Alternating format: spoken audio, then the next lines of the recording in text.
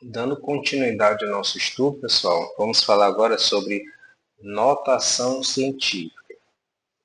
Notação científica, basicamente, é você escrever um número muito grande ou então muito pequeno de uma forma que seja múltiplo de 10 ou uma forma mais simples.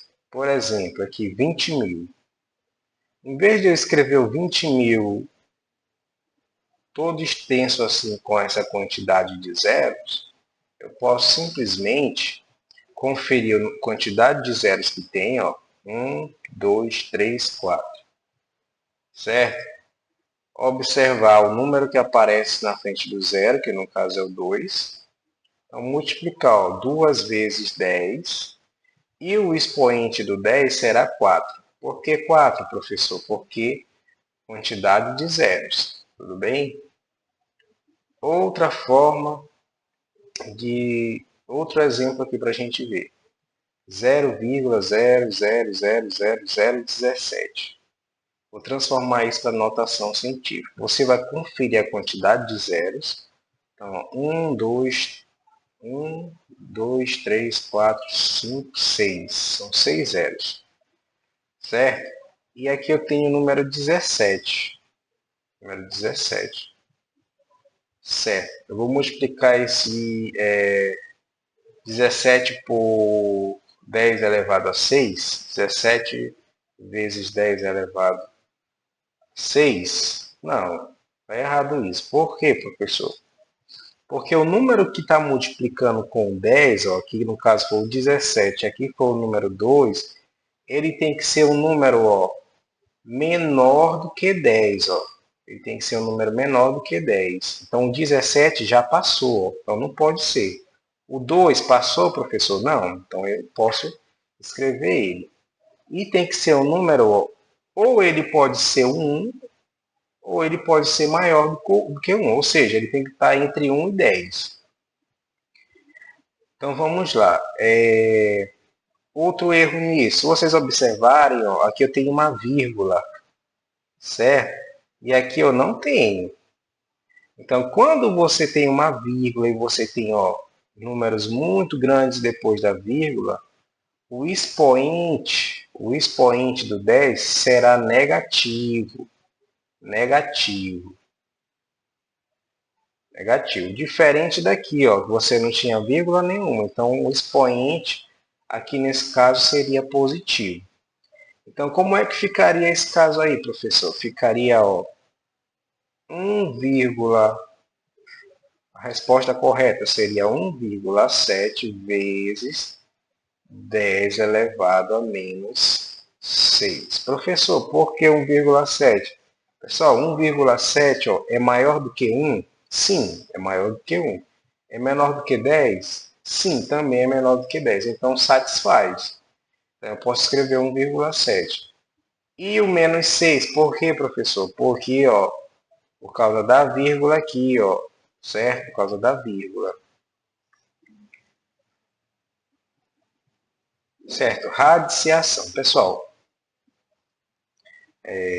radiciação. Vocês já ouviram falar em raiz quadrada, raiz quarta, raiz quinta, raiz cúbica?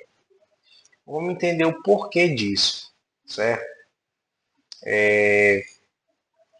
Raiz quadrada de 36. A raiz quadrada de 36, pessoal, é 6. Mas por que, que a raiz quadrada de 36 é 6, professor? Porque 6, pessoal, elevado ao quadrado é a mesma coisa de 6 multiplicado com ele quantas vezes? 2 vezes. 6 vezes 6 é 36. Então, por isso que a raiz quadrada de 36 é 6. Por quê? Porque 6 vezes 6 é 36. Raiz quadrada de 64 é quanto? É 8. Por quê? Porque 8 elevado ao quadrado é a mesma coisa de 8 vezes 8, duas vezes, que é igual a 64. Então, por isso que a raiz quadrada de 64 é 8. Raiz quarta de 16 é 2. Por que, professor, que raiz quarta de 16 é 2? Porque 2 elevado a 4, pessoal, é o 2 multiplicado por ele mesmo, ó, 1, 2, 3, 4 vezes, que é igual a 16, certo?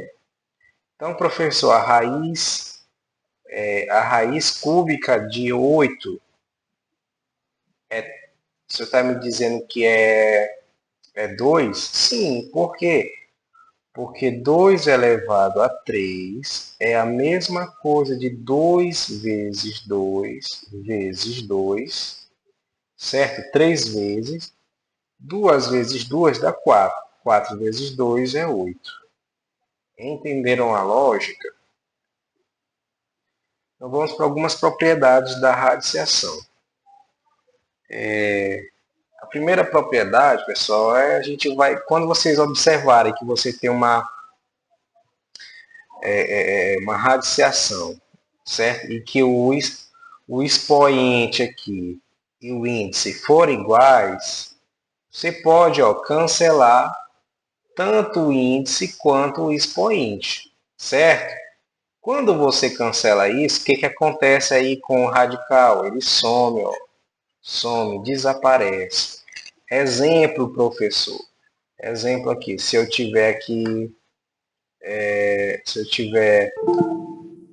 raiz cúbica de 2 elevado a 3. Vocês observarem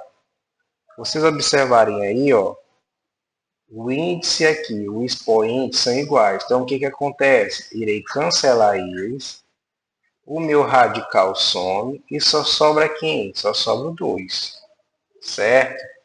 Então, isso, o que aconteceu? Eu simplifiquei.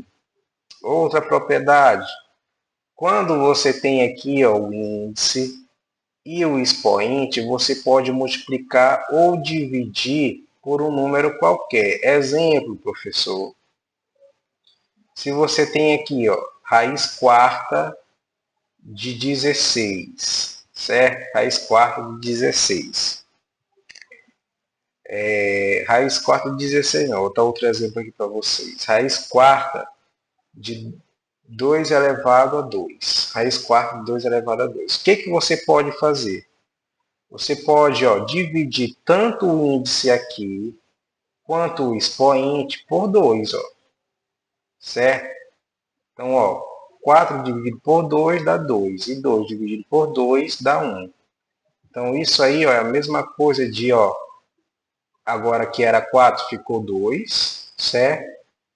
2, e antes que era 2 aqui ficou 1. Pronto. A mesma lógica vale para a multiplicação.